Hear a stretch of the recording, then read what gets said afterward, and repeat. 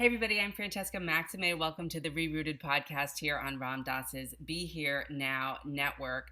Today I am absolutely thrilled to be able to bring a conversation together with Larry Ward today, Dr. Larry Ward, the author of America's Racial Karma, a really condensed, beautiful, delicate, profound, poetic tome that I would highly encourage you to pick up and read if you haven't already. There's a lot in it. We're going to get right into it. Hi, Larry. It's so nice to see you. The founder of the Lotus Institute also. Great Pleasure. to see you too, Francesca. How have you been? Okay. We're sort Good. of we're sort of riding the waves here. Mm-hmm. May 18th, 2021, a year plus into the global pandemic and also into the Great Uprising. Mm-hmm. Um, you've been a practitioner in Thai's tradition and Thich Nhat Hanh's tradition. He's your primary teacher, is my understanding. You can correct me if Correct. I'm wrong. Yeah. Correct. Um, for decades. Mm-hmm. And you wrote this book.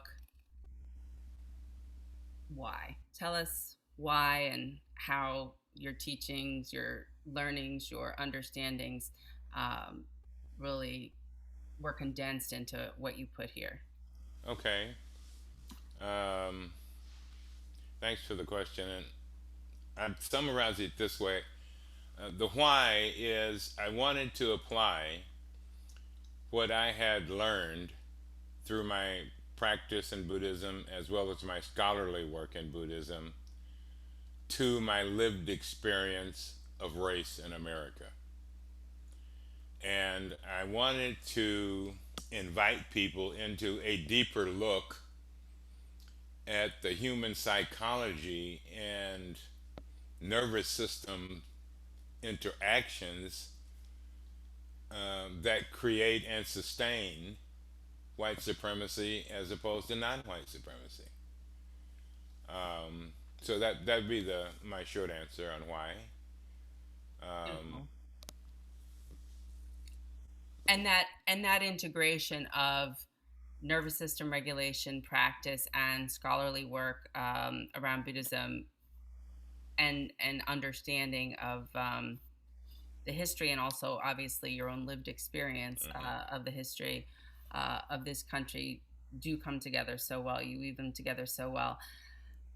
You know, I sit here, and usually I say this at the beginning of the podcast, but I'm on Unkachag land here in Long Island, New York, and I'm sort of multiracial, multi-ethnic, intersectional, middle-aged, woman, Haitian, Dominican, Italian American, has the education and stuff like that. So I have some access to privilege, and I also have some marginalized or subjugated, to use Dr. Kenneth Hardy's terms, identities, and able-bodied, cisgendered, heterosexual woman. And I say all that just to say that as I've come into my understanding around my own social location, which I call, positionality, I've begun to, and practice, uh, I've begun to be able to understand more about my own learning arc and my own understanding of where and how white supremacist delusion Mm-hmm. fits in me and Mm-hmm. is in me and is sort of the water I have to navigate, and also how I do or do not collude or participate with Right. it knowingly or unknowingly. So can you talk a little bit about your own identity and your own coming into your understanding of how and where you sit in the world as yourself, and also how the world has been with you in America, particularly, because of course across the world, I'm sure you've had different experiences Mm-hmm. when it comes to issues around white supremacy. Okay. Well, I'm speaking to you today from the land of the Kumeyaay people, North County of San Diego. My pronouns are he, him, and his. I have a socially constructed identity as an African American, as a male, which I'm fully aware of. Um, it's almost gotten me killed several times, so I know it has a reality to it. It has a response to it by both individuals, the collective psyche of the country, and every system involved, economic, political, cultural. Um, so for me,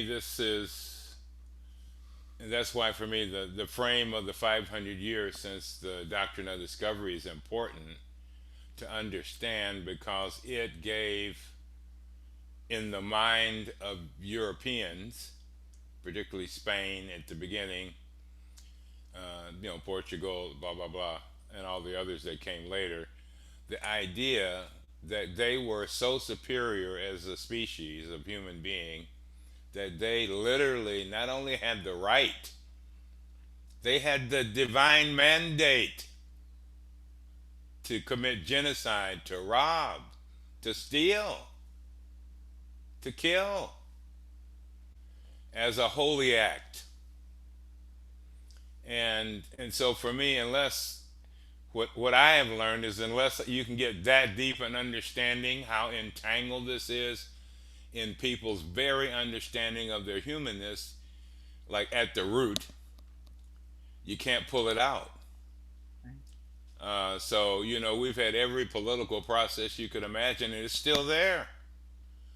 Um, I was reviewing a interview with Harry Belafonte recently on Martin Luther King's assassination anniversary last month, and he was saying in private conversations, which I heard about from some other colleagues on the march, so to speak, years and years ago, that Martin was always worried that we were trying to integrate into a burning house. Mm. Mm. And James Baldwin also used that same phrase in The Fire Next Time. But that and what's how I recognize the tragedy of white supremacy is in terms of looking at it many ways, but one of the ways I look at it as through the eyes of the victim, with S, victims, past, present, and current, through the eyes of the perpetrators, and through the eyes of the witnesses who watched. Yes. And all three of those lenses on racial suffering and white supremacy are traumatized by its very existence. And by traumatized, I mean our nervous system in this land collectively has never been stable. And now we can see it. We've been able to contain it, with malls and movies and shopping and etc. That facade of sanity. Mm. But it's not holding. What's happening, someone described recently as a neuro-existential crisis. Mm-hmm. We no longer have God in heaven. We no longer have an ideal father to tell us what to do, though many people are still looking for one. And so we now have to grow up in terms of learning to develop a nervous system that can live in uncertainty Mm-hmm. and thrive. Mm-hmm. And this is where, for me, the practice really comes into play, Mm-hmm. so that I can bring the constant training of my own mind and retraining of my own mind and my own heart into my lived experience, and not get trapped in the conditioning of constantly reacting to how I've been socially constructed. Mm-hmm. Mm-hmm. And it was one of the most shocking things I experienced in a pleasant way, and living and having a chance to teach and work help and learn from many different places around the world. Um, Most people have not had that global experience on the ground. I'm not talking about hotels. I'm talking about living in villages, sleeping on the ground, Right. walking for water in the morning, Right. Right. all of that, and digging latrines, etc., and building schools. And that grounding, and basically, I would have to say the kindness I experienced everywhere on the ground. Mm, I'm not talking about high up in the air, yeah. though that wasn't as bad as one might think compared to here. But Understood. on the ground, with people in Calcutta, on the ground with people in Hong Kong, and on the ground with people in Mexico, and in the mountains of Italy, and etc. I got to see humanity beyond description. I got to experience aliveness that transcended categories. Yeah. And this is also where the practice has helped me have a framework to be able to recognize that experience when it's happening. That's right. I love that. Dharma teacher Gina Sharp always says, in our direct experience, what is happening in our direct experience, and that's precisely what you're pointing to is, and that's when we practice. People like to think about the jhana states where we have all kinds of sparkly Right. experiences where it's just a cloud of usness and we-ness. And your direct experience is when I am, and the name of this podcast is intentionally Hmm. titled ReRooted. It's to Right. find our rerooting into the earth Hmm. when you're on the ground, when you are. Hmm. I always say we're not only on the earth, we're of the earth. Yes. But we forget that. And that what you're talking about, your experience of that palpable interdependence, it's a need based interdependence. Sonia Renee Taylor talked about this in a recent Mm. video she did the other day. And she was saying how, you know, white whiteness, white supremacist delusion will not have people understand how to be in right relationship because the privileges and the entitlements that have been afforded through the divisions of that delusion Exactly.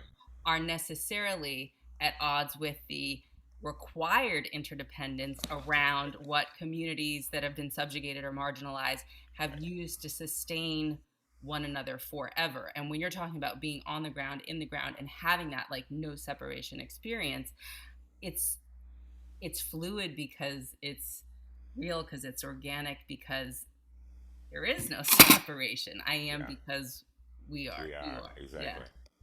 Yeah. And that, um, my current view right now about what we need, or what I'm hoping. I know others are working on it, but I'm hoping to contribute to understanding our nervous system well enough to understand how it's been conditioned by white supremacy, by our own lives, by our families, by our school systems, by our work ethic, by our whatever cultural context we have, so that we can have enough distance from that to look at it and decide, what do we keep of this? What do we throw away? And what do we modify? And I'm sure there's other questions you could ask, but it's like if we can't get outside the water we're in, or the Einstein image of you have to transform things at a higher level of energy that they were created. Mm-hmm. And that for me is again back to the practice and why it's revolutionary, though I only say that to certain people, because it puts us in touch with the lived experience of energy, not just matter. Right. So part of the whole essence of the paradigm of colonial existence, is this perception of everything as matter. And when God is not here, you can think like that. So Everything is matter, and all matter is to be extracted to create value, transported, commercialized, and repeat. That includes people, that includes bodies, that includes trees and water. Everything is perceived of as an independent, separate self to be commodified. And this, again, for me, is where the teaching, if you go deep enough in it, when you begin to understand there is no separate self in that sense of it, then you can understand that every choice we make and how we think about reality and how we think about one another affects the lives of all of us, Mm-hmm. Mm-hmm. whether near or far away. That's right. And I think the invitation is always back to the doctrine of discovery and Mm, manifest destiny, and some of the seeds of the mm-hmm, delusion that were mm-hmm. planted in favor of greed, really, Right, which is in exactly. favor of fear, really, Yeah, which is yeah, in favor of scarcity, which is the yeah, matter exactly. argument that you're Yeah, talking about, yeah. versus the energy argument, which is Mm-hmm. the wave of interdependence and the process that we all are. um, I always say the thing I always like to say is, well, when you came into this world, if you're a human, and we're talking, I'm assuming you're a human, unless dolphins and cats understand what I'm saying. Maybe they do. Okay. I don't know. You are actually attached to another human. Mm-hmm. So this idea of being connected is quite literally how we came into this world. Quite literally. Yes. Um, and yes, of course, we have to snip the umbilical cord, and then goes on the process of growing. But I want to bookmark a couple things that you said and come back. You said, because I think this piece of manifest destiny and white body supremacist delusion, a lot of people will do the whataboutism around, but what about, you know, not just anti-black racism, but it's bad for me here, right? Like there's anti-Semitism, there's Mm-hmm. ableism, there's clearly there's anti-Asian hate, and Right. all of that. And I think practice makes space for fully appreciating all forms of that dominant, Mm-hmm. subjugated, Mm-hmm. dynamic. And also, what you're bringing to the table in this book, America's Racial Karma, is the specificity around the seeds of anti Black racism that have fomented a lot of the other isms that have Exactly. continued to perpetuate occluded thinking and seeing, and supported these systems of oppression, but that there's something about the witnesses, the victims, and the perpetrators that you Mm-hmm. talk about in here that I'd like to invite you to explain a little bit more about how that lives in the nervous system of each of those three groups. Okay. Um, well, from I'll start with the victim, quote unquote victim. I don't like using that word because again, it defines me less than I am. Sure. But I'll use that word. But for the victim, what I've been meditating and starting to write on most recently is the experience of melancholy. And what I ran across that language, and what that means for me is for many of us, African Americans in particular, but not limited certainly, that any group you want who is not in the high power seat, um, never gets a chance to complete the process of grieving over their suffering. Mm, Never gets a chance. Be, somebody's killed before the next funeral is over. right. You have a march, and then the next day, and so this, and throughout the whole history of this country, this progress and backlash, and Reconstruction and the Klan, etc. This whole dynamic of refusal to acknowledge another person's humanity is also, I'm moving over to the perpetrator a little bit, is also the woundology of not acknowledging or recognizing your own. Your So own what humanity. your own humanity. So what we know from the practice, whatever state our minds and bodies are in, drive our behavior. And but not only that, but those states we're in own us unless we transform them. Our anger will own us. Our fear will own us. We become that. And without the skills, the spiritual skills that can come through many practices and many traditions, um, to help us live an alert life in the deepest levels of ourselves, the subtlety of our mind, the subtlety of our motivations, where we can always be checking in with ourselves as we think about one another, as we think about our school, as we think about our family, our children. We can check in on our speech. Is my language? I mean, this is I think a major transformation. Most of our language is wound centered, Mm. um, trouble centered, and certainly I still have wounds. I can I can find them on my body, but I am not the wound. Right.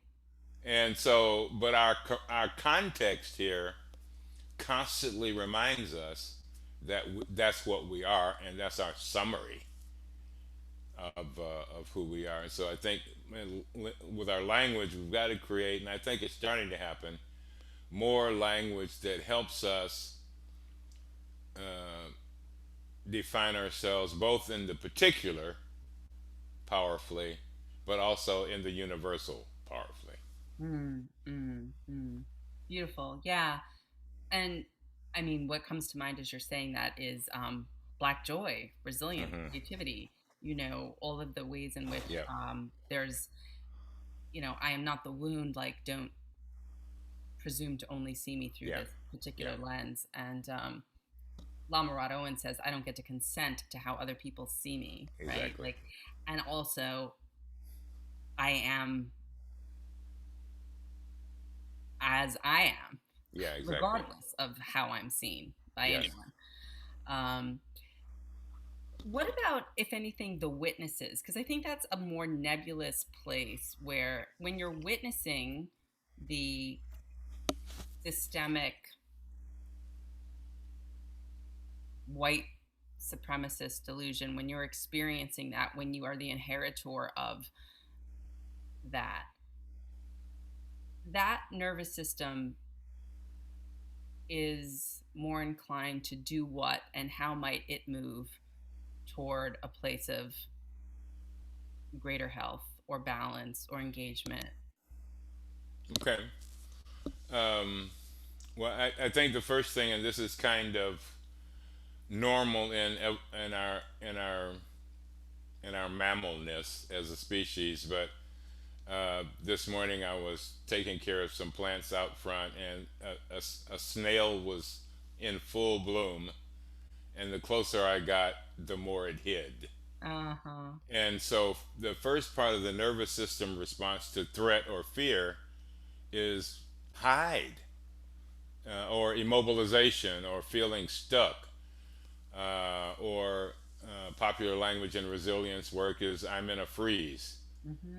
I'm disassociated. I'm emotionally far from my body, and and that is like people who can't remember something after a traumatic accident, or that's our nervous system works to protect us as survival. I'm not trying to say that's bad or anything. That's natural. That's human nature. And then there's the next piece, which is if we can't hide, then we move to the next level of energy, which is to mobilize. Mm-hmm. And as you know, we either mobilize our energy to run away or we mobilize our energy to fight. Mm-hmm.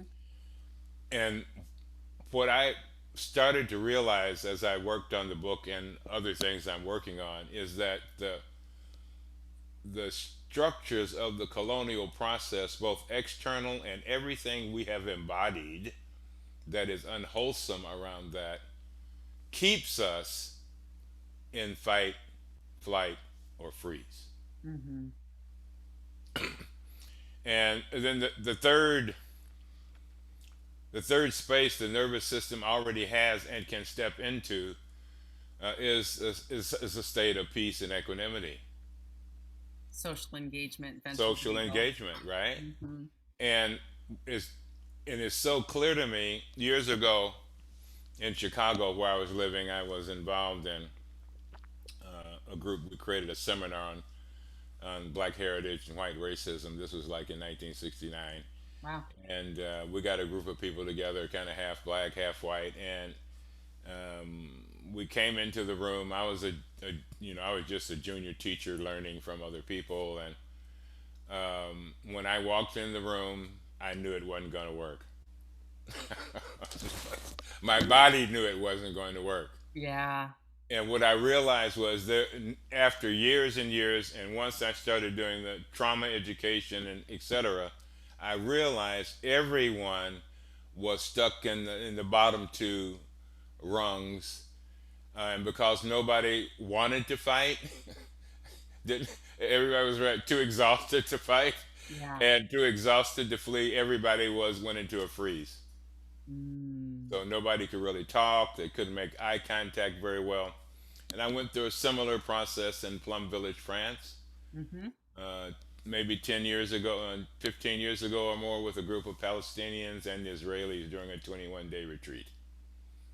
And I can describe the journey those groups went on through those nervous system stages. Mm.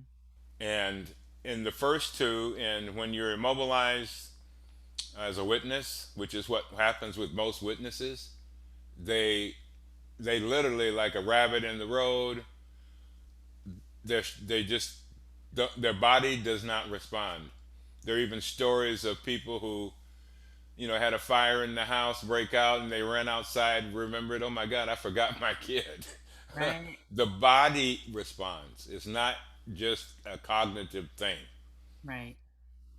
So I think unless we learn how to go deep in recognizing our own humanness in this way and at this level, because what the genius of white supremacy is, it has a plan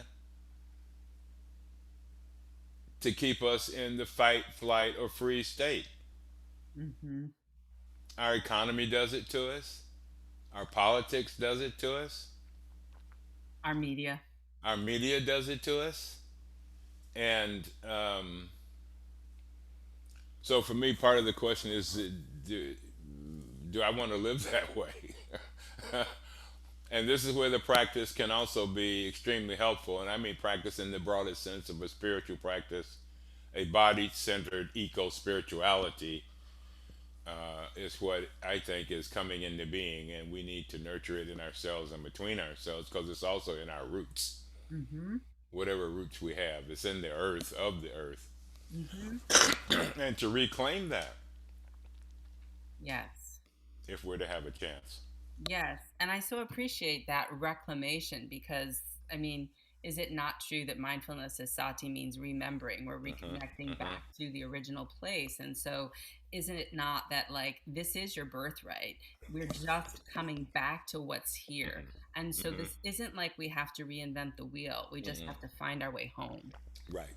And what gets in the way of finding our way home is that jacked up energy, the Hmm. parasympathetic, you know, Hmm. uh, or the sympathetic nervous system, I should say, or, whatever. If you're doing the somatic experiencing work that I do, Right. that you've obviously studied, also, and the polyvagal theory stuff that I've Right. talked about on other podcasts, you know, you're familiar with what Larry's talking about, and and that these are non, you know, like I said, when Ruth King says nothing's permanent, perfect, or personal, Hmm. these are non-personal Yeah. states. These are Exactly. these are these are nervous system adaptive strategies to keep Yeah. us going. But Yeah. this invitation to return to ventral vagal, to social engagement, is back to what we just talked about, is necessarily relational. Like it we are co-regulating, and we are necessarily, as you were with your there in hands in the earth in Italy or wherever you Hmm. were, that this is part of what we're returning to.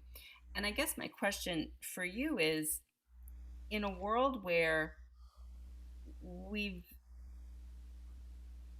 almost I think people are so unfamiliar with what it means to be balanced and centered Hmm. because it feels foreign. It Yeah, feels. correct. Can you talk a little bit about the way in which there's strength and there's like a calm strength in that doesn't have to be loud and flashy, which is what we're drawn to, or meek, but that it gives us a sense of clarity, discernment, and perhaps a key. Uh, Sorry. no, no, you're fine. You want to take a break? No, I'm good. Okay. I, Um, when we're in that more balanced state, that there's a reason why we practice for equanimity, is what I'm talking right. about. Yes. And I totally agree. And cultivating the ventral state in ourselves so that we can learn how to recognize what it is like to feel well being. Yeah. And what I've learned and continue to learn is once, as I cultivate that part, the ventral vega piece of the puzzle, the equanimity aspect of my deep consciousness, I can transform my mobilization energy into wise action. Mm, I don't lose the energy of mobilization, but I don't get confused about which way to go. I love that. And then what happens for me then in the mobilization place becomes the possibility of deep rest. So for me, these states are empty and are practice opportunities to go deeper, and they interact with one another. So I can, and you know this, and many of your listeners know this. You can nourish well-being in yourself. You can make it grow. And in your brain you can add neurons, you can reform your pathways. You don't have to believe what you hear, Hmm. on whatever. And I think that's part of what happens when we fall into fear. But the energy also of the witnesses. We don't have time to go into the neurochemical aspects of this, but um, each one of these experiences of instability, traumatic impacts through our mirror neurons, through our energetic connections that we can't see between each other at a neuroceptivity level, um, and in the waves of our own grief at witnessing what we recognize as injustice and unnecessary. Mm, And for me, that is a part of the gift, if I can say it that way, of George Floyd's sacrifice. mm, It touched humanity. And people got to recognize their own humanity yeah, because his was lost. right. And so I think if we can learn how to, the witnesses, shame, it's like the survivor syndrome. I made it. Why did I make it? Um, or the other side of it, I didn't do that. I couldn't do anything. There's the whole shame and guilt piece of all this. And so there's a lot of grief work for me that's required, especially for the witnesses. Right. For the Right. perpetrators too. I mean, for everybody, but each piece of the puzzle. For me, the victims is just melancholy. I finally understood after I did a lot of trauma work and study, which I continue, why my mother shouted and danced in church on Sunday. Uh, she was shaking it off, Right. Right. right? What you're Right. talking about, shaking it off. Right. And that nervous system, I mean, to sort of let the process complete. You started Hmm. with that, let the process complete, whatever that process is, that our body needs to allow to happen. And I think also about witnesses. And I mean, witnesses could be anything, witnesses to the George Floyd Right. sacrifice, murder, witnesses to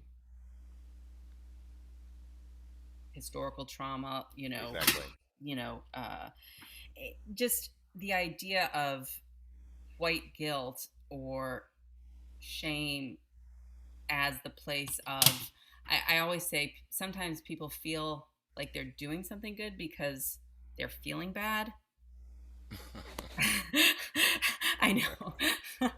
And I've also said something that's very unpopular in some circles, which is that shame is very narcissistic, because in a way it's the child state or the ego state around attaching ourselves to the experience of the stuckness without the compassion and the distance and the space that we have for that experience to then come from that centered or wise place to tend to, like Thich Nhat Hanh, right? Yeah. We're going to be with our Exactly. baby of anger, we're going to be with our baby of shame, we're going to Right. be, and that gives us the space to then take care of that, so we aren't cloaked in that Right. feeling like we have to go about the world trying to do equity work or good citizenship Exactly. or right relationship from that place, because that's not sustainable. It's not sustainable, and the energy trail, if I can use that, Hmm. that the energy transformation transmission from that paradigm is not helpful. Hmm. Hmm. Right. And it's like a social worker says, "Well, if you could only see yourself the way I see you," Right. um, and I hope you see me well, but please don't confuse your perception Right. with my life. Right. So, Right. Don't, well, and yeah, there's a therapy model that I'm trained in that says, what I observe is X, which yeah, is what, the Buddha would be teaching, right, right? Like, what are we actually experiencing? What are we yeah, what are we observing, or what are we, um and then the next piece is, and what I make up about it is this. exactly, yes, So the story yes, that I'm telling myself is yeah, this or that. And so I think that that's really valuable, because uh that is necessarily based on our experiences. I want to see if we can kind of move into one of the beautiful pieces that you put in the book, on page 44. Do you have a book with you, or no? Or shall I I? do, You do? yeah. This is the poem you wrote on page 44 that I like a lot, that Uh, I'm wondering if you would be so willing to read. oh, sure, Thanks. okay.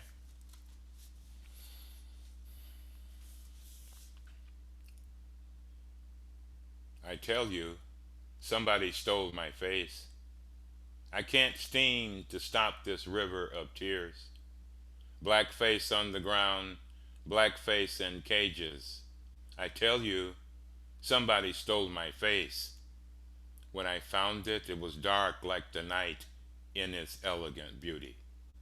When I found it, it was in a dreadful theater called the White Man's Burden. When I found it, it was already condemned to live in a basket of lies. But when I found my hidden face, the window of eternity swung open. I tell you, somebody stole my face, my precious face. I hold it in my hands, catching tears of sorrow and joy. I hold it with the kind hands of my ancestors. I hold it turning into many faces, appearing across time and space. I hold it dancing with the cosmos itself. I tell you, somebody stole my face. But I have a secret for you, my friend. Somebody stole your face too. I know you've been searching for it. Find your face. Find the ground of no coming and no going. Embrace yourself. Love yourself. Lift yourself up so you can lift all the rest of us to higher ground. And remember, when you touch your face, George Floyd can no longer have that joy. Mm,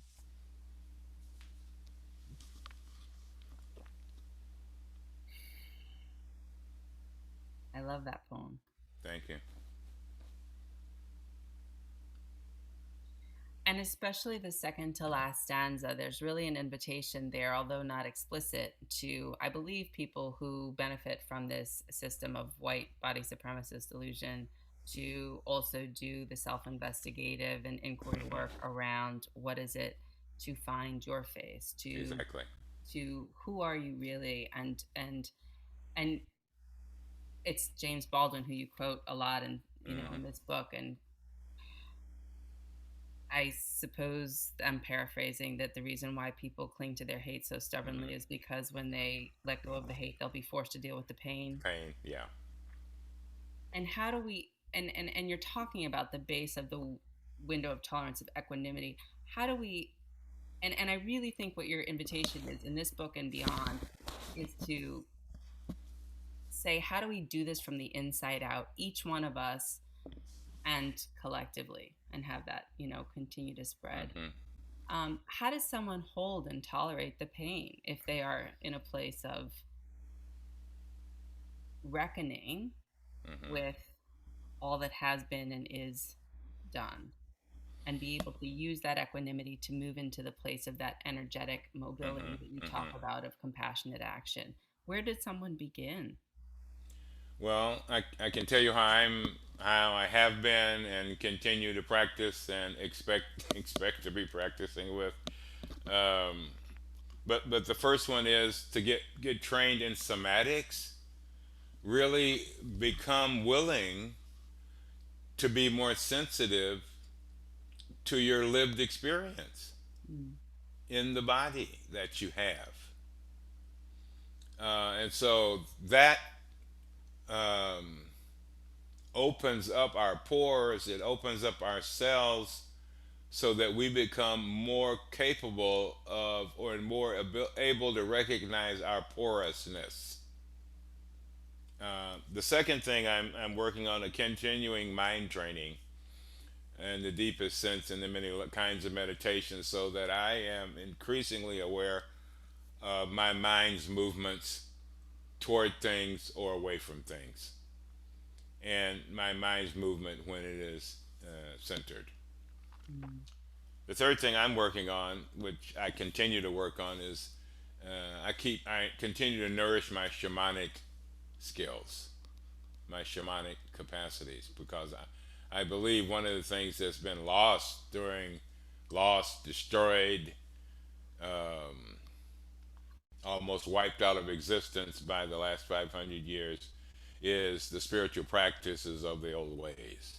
mm, And many years ago, I was 1970 and something like that. I was meeting a group of black Aboriginals from Australia who were coming to visit my community to invite us to come do some work in Australian villages, socioeconomic development projects. And I remember coming into the room and sitting with them in quiet, and it was the first time I ever heard a human being breathe. mm. They were so in their bodies. It was like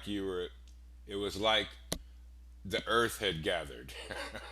It was an amazing experience of just being at ease in your skin, in the wind, in the breath. Um, Very powerful. Grief training, I think, is part of the work because some of us, get addicted to shame, and Mhm. we sort of work the story where we become the victim. Um, and so I always thought that guilt was overrated. So I don't have much to say about that. But I do think that healing our melancholy through ritual and ceremony and being outdoors. This is how I'm doing it. Mhm. Whether that's laying on the ground, whether that's uh, walking meditation through the forest or on the beach or in the mountains, staying in touch with the natural world so I don't forget I am part of the natural world. Mhm. And Mhm. for me, that's the foundation of my wellness. Mm. When I forget, I mean, this is part of what the tragedy of this extractive, matter oriented view of reality is we have cut ourselves off from any sense of being connected to the natural world. Right.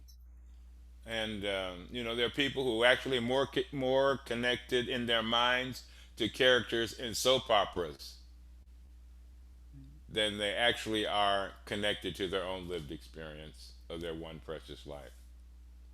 And for Right. me, that's a tragedy. Um, the other thing I'm working on um, is solidarity training.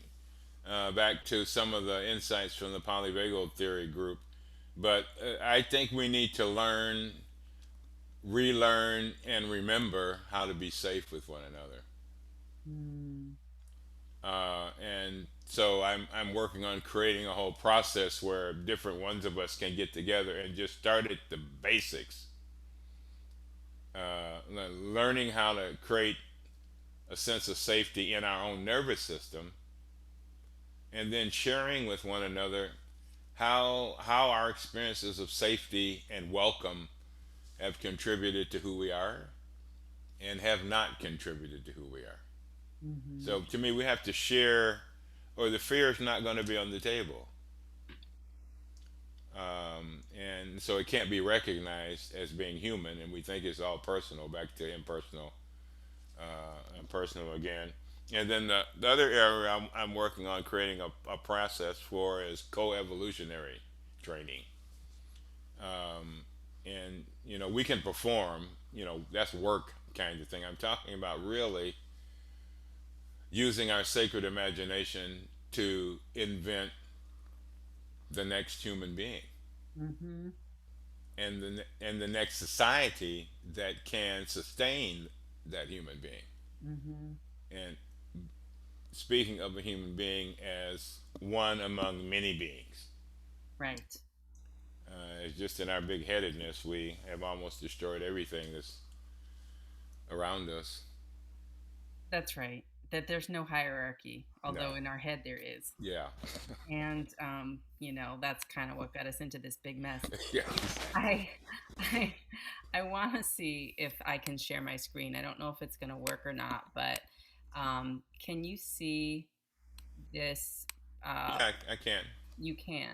Great. Yes. So I'm going to try to move this away so people will see my background of my cats. But Oh, okay. this is from your book. Mm-hmm. Can you explain the Wheel of America's racial karma as it's written here in your book? Sure. Thanks. um, the original impetus for the idea of white supremacy came from um one and many different biologists, especially in Europe, like 400 years ago. Um, there's that piece of it back to the before and after the doctrine of discovery, and the work was categorizing all the species on the planet. So, and I mentioned and referenced that scientist, but that scientist, everybody in medicine in the world has studied. And so that kind of legitimacy, and he categorized people, plants, animals, and so we were just one of the other species. We were just another hunk of matter to be named, to be labeled, and to be categorized in terms of value. And so the intent here is to create a value of human life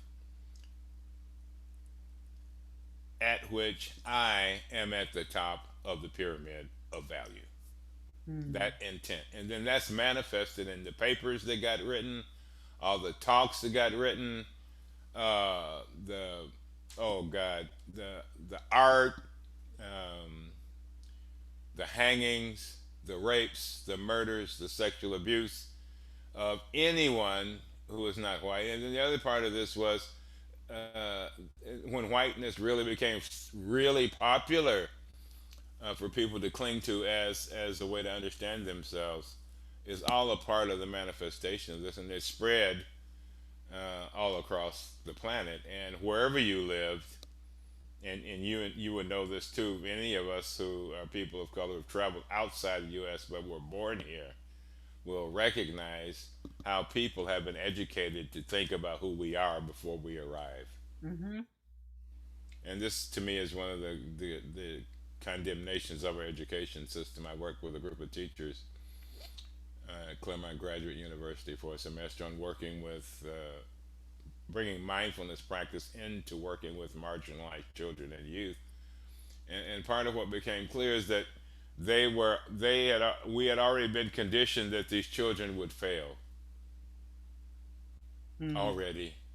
That intent was already in place because their value in terms of commercialization, et cetera, is low Mm-hmm. unless they're in prison. Then that actually ups the value. Mm.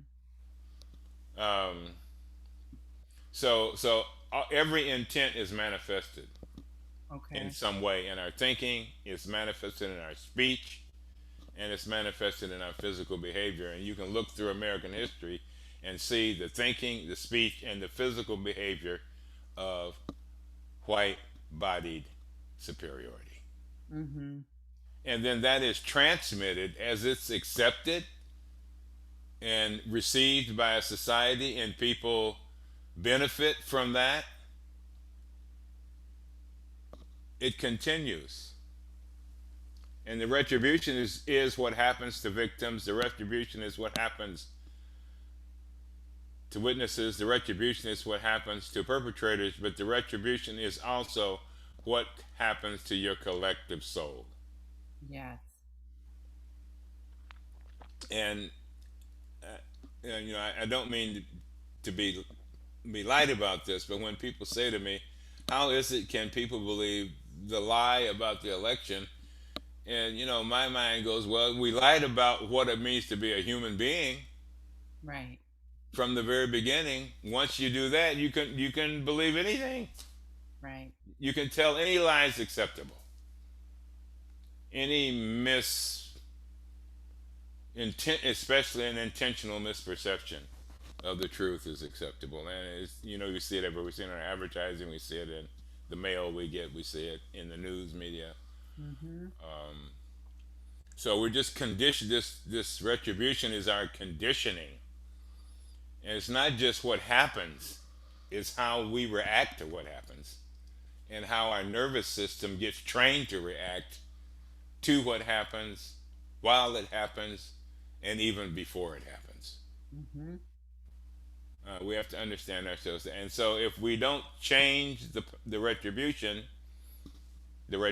continues. Day after day, week after week, body after body. Mm-hmm. And that's the continuation. And that's the continuation of white body supremacy intent. Right. And thank you for that. And, I've had some folks say, just the languaging, and I'm just going to throw this out there, that, the languaging around white body supremacist intent or white body supremacist delusion, or, Mm-hmm. to really add that, because otherwise we're sort of underscoring the fallacy of that it's not that, but it's the ideology of Right. that. And I I'm becoming a little bit more facile in Mm. my pivoting toward trying to call that out, because I think that it's one of the ways in which, to talk about practice and training, that we're always practicing something, Mm-hmm. that it's one more step to practice naming the delusion that it is, and then coming back to a place of wanting to have the clear seeing of what you're talking about. And one of the things that you said about the whole collective nervous system, Resmaa Menakem talks about this with the cultural somatics work, Mm-hmm. around having, essentially what's avoidant, an Right. insecure avoidant attachment, cultural attachment system here Mm-hmm. in the United States, which is, we would call it aversive energy. We would call it, Mm-hmm. from a mindfulness place. But I think maybe to close, could we talk a little bit more about, in attachment theory, an avoidant attachment style is an adaptation around not getting what it needs, Mm-hmm. not getting the love and the care, and feeling like it has to find a way to do it on its own. Mm-hmm. And the recipe for healing, would it be that the avoidant attachment style would allow for it, would be to let in the vulnerability of connection, of love, of Mm-hmm. of of caring and being cared for. Mm-hmm. Mm-hmm. So how do we kind of look at your wheel, see how it functions, but and knowing that we're in that soup, Mm. but then begin to kind of ease our way into, gently, because this isn't going to happen overnight, um, and patiently take our take our steps there toward that. Okay. Okay. So I mean, um, every model or diagram I create, I understand to be paper mache, and only for the purpose of having something like hangers for the closet, Mm-hmm. but it's not the closet. Right. And so we can practice the same way. So every morning when I wake up, I set my intention for the day to be well, and I do that by my morning meditation practice very consciously. And then I go water and talk to the plants and the birds very consciously, very present, nothing else to do. I spend some time enjoying silence. So I get up really early so I can really feel like I got bathed in the wonder of being a living being on this planet before I meet what comes at me through the day and what comes out of me Mm-hmm. through the day. So for me, it begins by my own intention to heal and transform my own trauma. And I've recently been using the phrase, which shocked some people, and I said, I am beyond trauma. And what I mean is, on most of the time, I now have enough equanimity to hold my trauma instead of having my trauma hold me. Mm. And to me, that's where we need to get to.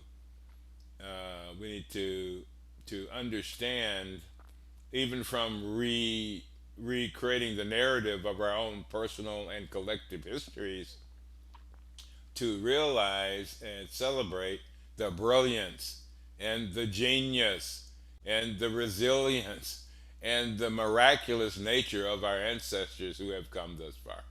Mm. And that tap into that energy. Not the energy of CNN or Fox News or blah, blah, blah. That's energy, if that's what you want to do to yourself. But you have to know whatever you tap into, you become. Yeah. And so, a spiritually based, earth centered practice every day, and you can create them, you can have them, other people, there are things online you can find. But start small, but do something every day that grounds you in your body so you don't live your day out in your head. Yeah. Beautiful. I love that. And the Lotus Institute is a great place to start. You want to just give that a little shout out? Oh, sure. Lotus Institute is educational, Buddhist oriented nonprofit, and we are in constant creation of ways to share the Dharma in ways that recognize and empower change makers around the world. Beautiful. And it's a practice community, it's an empowerment community, it's a Yeah. collective, and you can find more online at, I believe it's thelotusinstitute.org. Is that Dot right? .org. Yes. Yeah, .org. Dr. Larry Ward, is there anything else that you'd like to add about our conversation today, or anything that we didn't get to that is a point you want to highlight? That Well, I want to just follow up on the last one. A thought from Thich Nhat Hanh's entering my mind, and it's important to know that because we are connected, as I cultivate my wellness, that gives the energy of wellness a greater chance to be spread. That's right. to flow through. So again, not just seeing ourselves as lumps of clay, though we are miraculous and beautiful lumps of clay, Hmm. we are also more than that. And so Yes. to access our whole system and enhance our nervous system so it becomes capable of living a planetary life Mm. in personal, interpersonal, and in systemic ways. For me, that's otherwise our daily life is lived in our nervous system. And if we don't elevate it, help it go beyond, the Dick and Jane cartoon, where we, We're in I'm not, trouble. we're in trouble. Yeah, and when you're speaking that, what comes to mind for me is, I mean, my own personal journey. I'd always been a seeker. I'd always been in therapy, but I really wasn't able to crack the code, so to speak, until really more recently, 5 or 6 years ago, and really kind of understood and got at a deeper level after many traumas and after all the Oh kinds of yeah. things through mindfulness practices and somatic practices, what was really going on, and Hmm. neuroscience study and things Hmm. like that. And then more the history, the history that I studied that nobody teaches you in school Right. about America's racial Right. history. Um, I think it's James Baldwin who said the American dream is the Black American, African American's nightmare. Nightmare. Yes. That they're not separate. That one is predicated on Hmm. the other. But anyway, what I was thinking is that, even in my own family, there are folks who just refuse to go to therapy. And I'm not saying all therapy is the answer. There are many, many ways of healing, whether it's through arts and shamanic activities Hmm. or whether Hmm. it's more of these somatic practices. But the whole point is to be able to be in your body, to be in yourself. And a lot of times, I think in general, people don't want to do it because I don't feel like it. It seems too hard. What's the big deal? I'll let it go. Let's just forget the past. Let's move on. And what you're really saying is be magnanimous. If you can't do it for you, or if it feels too small for you, maybe cultivating a sense of like, you're doing this for the collective, that you are a part of the collective, Hmm. that the Hmm. thing that's kind of making you feel so unhappy and small is ironically what you can Exactly. uproot when you lean in to Yeah. doing some of the work around this. And so the invitation, I think, is yes, work that we do, but as we lift, Hmm. everything is lifted, is kind of, I think, what your final point there was. Yeah, and we've been conditioned not to be collective, Right. so we don't know how really. Um, the in community building and different projects I've done around the world, whether it's an intentional community or a village or inner city neighborhood, most people's expectations and conditioning and habits around community come from family, or a larger circle that influence the family. And so, and again, back to some of the work in the polyvagal theory, so much of our nervous system is impacted early in our lives. And so for me, therapy has been positioned to be unhelpful because you might have to take time off work, Right. right? So we need to understand how we've been conditioned to be workers Right. and to use our lives to make other people wealthy Right. while we're sick. Right. And that conditioning of feeling bad when you're not working 12 hours. Right. There's something wrong with me. I'm a failure. And that the depression you may be experiencing is the earth's depression coming from being unloved by us, Yes. Yes. unrespected by us. Yes. Yes. And we can come back into right relationship and come Yes, correct we on that. can. Any day that we're breathing, we can do that. That's So correct. And the earth is just more than happy, always waiting, delighted. delighted for us to be here. Yes, and I'm delighted to see it blooming as my little apple Yes. blossoms and Yeah, the great. birds. The birds. I took clients outside today, and the birds were chirping Oh, wonderful. a lot. So, Dr. Larry Ward, America's Racial Karma. It is a small but dense and profound and poetic book. I encourage everyone to pick up a copy and find him at the lotusinstitute.org also in practice community. And I just want to thank you so much for being on ReRooted and having this rich conversation with me today. Thank you, Francesca. Take good care. You too, Larry. Bye Okay. bye Be now. safe and be well. Bye bye.